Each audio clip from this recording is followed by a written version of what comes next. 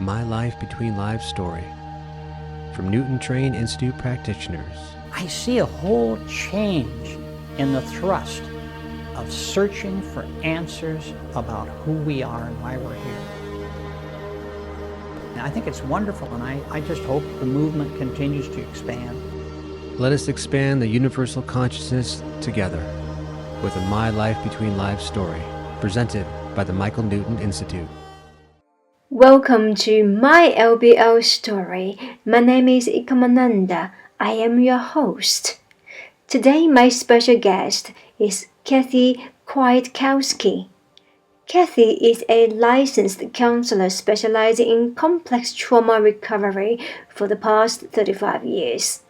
She's also a certified hypnotherapist specializing in past life regression and the life between life therapy, a quantum consciousness facilitator, a Reiki master, and an energy medicine practitioner, and the author of the book Stand In Your Brilliance, a transformative guide to overcome life's challenges and remember the truth of who you are.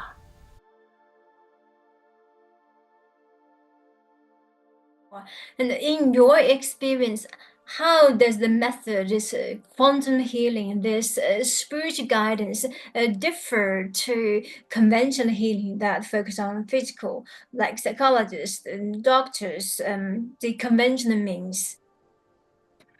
So the trauma therapies, the conventional trauma therapies that I do, I actually believe that there is a spiritual component to it and that the therapists don't even know that they're bringing it in. So, and that's just how spirit works. So for instance, I'm an EMDR practitioner, right? And in EMDR, you stay very present with the thing that's most difficult. Well, when we stay very present with something, we're bringing the energy of love to that thing. That's spiritual. That's harnessing the energy, that higher vibrational energy, to be present with the wounded aspect of us. Traditional counseling, they may not even know that they're bringing this in.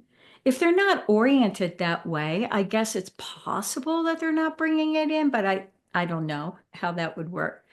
As I've done more and more quantum healing and LBL and Reiki, because I'm a Reiki master, and energy work that I do with people, it just naturally is getting kind of woven in to my traditional work that I do.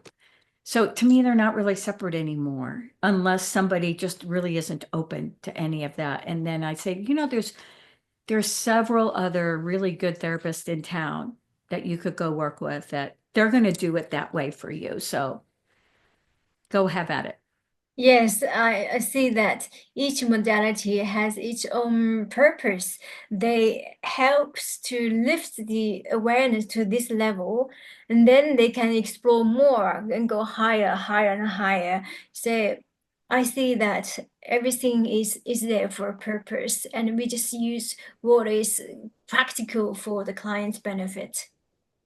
And what that actually made me think about is these therapies were inspired, right? Like Shapiro, who designed EMDR, she was inspired to design that therapy. Lifespan integration evolved from an EMDR therapist who was inspired to look at, wait a minute, what are the pieces that EMDR is not getting to? So spirit is even in these therapies, woven in there, because they were developed through inspiration. Yes, spirit's always here. I mean, yes, there's so many things we don't know. There's so many things that science can't explain. And the only way is to to expand the unknown, right? Expand unknown, so our known become bigger, and then explore again, so the known become bigger. But we can never know everything. It is impossible for this mere shifts of body. Exactly. The one key distinction I would make between traditional psychotherapy and the more metaphysical work is we know on the metaphysical level that we are whole, that there is nothing that's broken. And so therapy operates more on the kind of a fix-it model. Let's find what got missed and fill that in. Which I'm not saying that's completely off, especially for brain-based therapies with EMDR. If certain neural pathways weren't built, that's good. You want to get those neural pathways built so information is processing the way it's meant to process through the nervous system. And at the same time, we know that when we expand out, we are whole. We have everything that we need. So figuring out how to kind of move between those two worlds, I find very interesting. It's kind of the art of the work. Definitely, and I admire, therapists like you. You have a lifetime of experience guiding others, while my journey is purely spiritual. I mean, I was not aware at all. Then when I got my first message, I deep dived in. So I didn't have this conventional means. However, I trained with the hypnotherapist in Australia who does not believe in past life. And life is really quite ironic in that way. He has no belief in whatsoever of past life, but he used past life to help with one of his clients who had a seizure to stop from having seizure. And to me, that was just fascinating. But I was naturally drawn to past lives and beyond, and so it is truly just a wonder, a wonder, and just keep on opening, keep on opening. Right. And, I mean, my first teacher in hypnotherapy, she said, people don't have to believe in past lives. They can think of it as metaphor. That's fine too. It's still going to have the same benefits.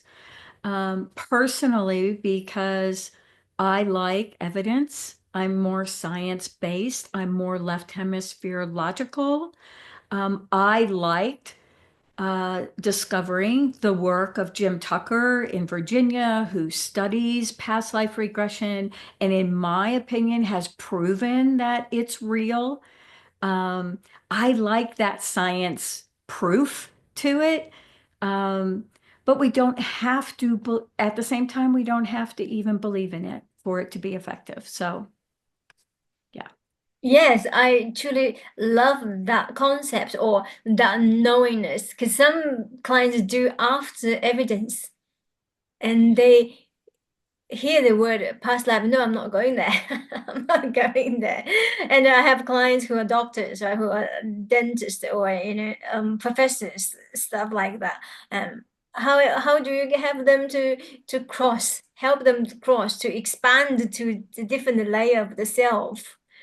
Yeah, that's tricky because I have people who come who they're kind of scared to go to a past life. And on some level, they're thinking, what if I did something terrible in that past life? I don't want to know if I did something terrible. So to me, that becomes a bit of a counseling issue, right? Because that fear is coming from somewhere. So I'll usually spend more time exploring that until they can feel comfortable going to the past life. Um, I mean, the easy answer to that is, well, it's past, right? And it's not, now quantum would say it is still happening now, right? Because everything happens in now time. There is no past and there is no future. But some people, it brings them comfort to think, well, if I was a terrible person in another lifetime, And if that lifetime's not happening anymore, maybe it's okay to see that if seeing it serves a purpose for me in current time, right? Like, what could be the benefit of that in current time for releasing energy that you're still carrying associated to that past life? Yeah, definitely, because we know we are aware of that. Everything being shown in the session, it has its purpose. Absolutely. Yeah. Something we have not finished, something we have not learned, forgiveness, self-love, courage, or being playful. Go and play. Don't work too hard. All of that. Exactly. Self-love, self-forgiveness, especially self-forgiveness, because if you have a past life where you were hurtful to people, and if you left that past life having not forgiven yourself for that, you could be struggling in your current lifetime with self-forgiveness in all kinds of ways. So, yeah, that's a great example, actually. Yeah, we don't learn so quickly as we think we do. And sometimes, I mean, the sessions offers a bit of a guidance, leveraging your life experiences, and then us helping you to look at life a little bit differently. Look at the corners that you have never think you need to look at, and open new pathways, open new possibilities to help people to heal. Right. And now, one of the things that's coming through a lot in the sessions is specific direction for what to do with the rest of your life while you're here. I mean, we're all here for a reason, and yes, we're here to learn lessons. It's an emotional classroom. We know all of that. We're here to correct some karma, maybe heal some wounds, support others in their quest while they're here. But what I'm finding in sessions is guides are really giving people very specific direction about what to do with the rest of their life, like moving forward. And so it's so important to like really hone in on that and integrate that. Like, this is not just a one-off, like, oh, this was kind of interesting and fun, and then you just go back to living life the way that you were. The intention, hopefully, would be that it enhances what you're going to do from this point forward.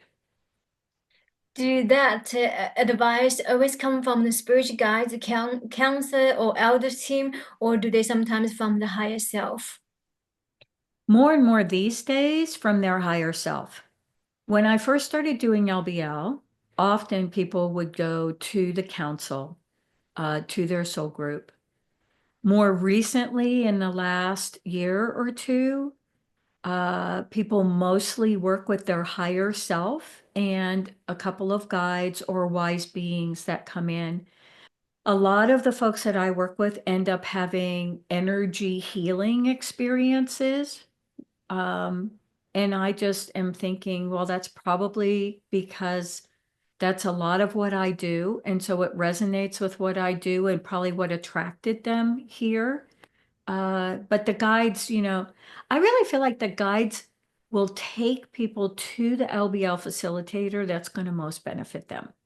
So when somebody calls me and they're curious, or emails me and they're curious about a session, I always say, go to my website, scroll through it, feel the energy of it. And if it doesn't resonate with you, go to someone else, right? Like, you'll feel it, you'll know. Or go to the MNI directory and scroll through all the facilitators and see who pops out to you, because that'll be the one for you to work with.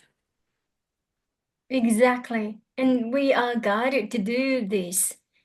Whichever therapist that eventually somebody choose, it's guided by a higher self, by a spiritual guides, by a counsel team.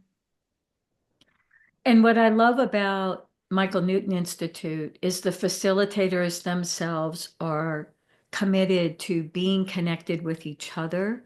So whoever you're working with, they're energetically connected to every other facilitator in the network anyway. So it's kind of like you're getting everybody through the one person that you're working with. Yes, exactly right. We call that the collective consciousness. It's not one person's wisdom per se. I mean, working as a life between life therapist for 9 years, or energetically, you've been working in the field for actually a lifetime. I'm seeing that. And how did you see this might shift our consciousness globally in the near future? So I just last month was at the Michael Newton Institute Global Conference with, the facilitators from around the world, and just sitting in the room with everyone, hearing what they're experiencing in their sessions, and doing LBLs for each other. It just became so clear that there's a powerful expansion happening in the consciousness. Those messages are dropping through in people's experiences.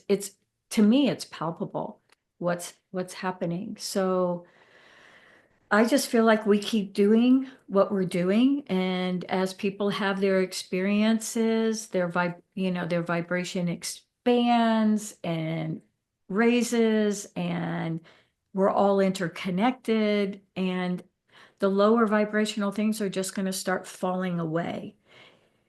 That's kind of how I'm seeing it. Absolutely. We continuously to expand and truly become one, help one another to come home. Absolutely. I'm sure that you have so many healing stories to share with us. Would you have one or two that are particularly profound and resonate with you right here, right now? Well, I do have one that I want to tell you about. I have found in the last couple of years more people coming with physical issues and wanting that to change. And to be perfectly honest, initially I was a little bit anxious about that, a little bit insecure about it. But I knew if they were showing up, that meant that it was something that I was meant to be working with. The case I want to share with you is a woman who came specifically because of physical issues. She herself, so 53 years old at the time, she herself, a healer, a naturopathic healer. And the main complaint was pain in her leg that had no explanation. She had done all the tests. She had tried all the naturopathic ways to address this, thinking maybe it was an infection or something like that. Nothing would solve it, had the MRIs, all of that. And so her husband actually had read Michael Newton's book, Journey of Souls, and shared it with her. And she thought, what the heck? I've tried everything else. I might as well. So, so she came and she did, the first day she did a past life regression, and the next day she did her LBL. In her past life regression, she did have the experience in a past life where her leg was injured by a horse. We saw that past life, we cleared that, and we came back. I didn't ask her that day. I don't remember asking her that day if her leg felt any different. We just processed what she had experienced and said, see you tomorrow. So she came the next day for her LBL. And in her LBL, she actually ended up going to 2 past lives before she went to the spiritual realm. But when she got to the spiritual realm, she had 3 or 4 different types of energy healing experiences. She had beings that greeted her, that they blended energy. She was taken to a particular place where energy was flowing. there were 3 or 4 different ways in which there was some kind of an energy manipulation that happened. So, and of course, there were a lot of other things, but that's what I want to focus on for today. So she leaves. I hear from her, I don't know, a week or 2 later. All of her pain is gone. Every bit of the pain is gone. The one thing that came through in the LBL was she was told part of the reason why you're having this pain is because you need to slow down, and the pain makes you slow down. So she, vowed she was going to slow down. And within a couple of weeks, I heard from her, and the pain was gone. And if I remember right, she was also having issues with headaches. Those were gone. There might have even been some other physical symptom. I'm not remembering right now, but the physical symptoms were gone. Yeah. What an incredible story.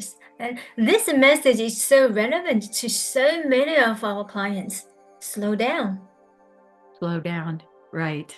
Please stay tuned for the next part of our conversation. Love and light.